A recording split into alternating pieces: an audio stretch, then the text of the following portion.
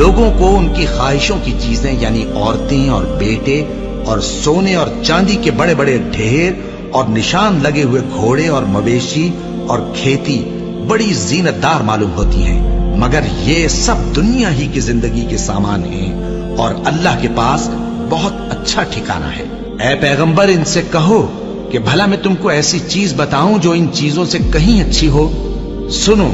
جو لوگ پرہیزگار ہیں ان کے لیے اللہ کے ہاں باغات بہشت ہیں جن کے نیچے نہریں بہ رہی ہیں، ان میں وہ ہمیشہ رہیں گے، اور پاکیزہ بیویاں ہیں، اور سب سے بڑھ کر اللہ کی خوشنودی۔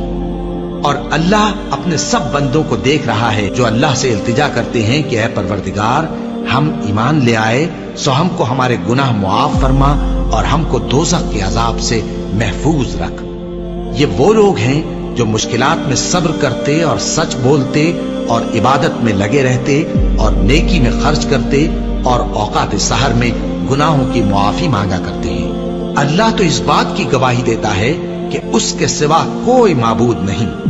اس حال میں کہ وہ انصاف کا حاکم ہے، اور فرشتے اور علم والے بھی گواہی دیتے ہیں کہ اس غالب حکمت والے کے سوا کوئی لائق عبادت نہیں۔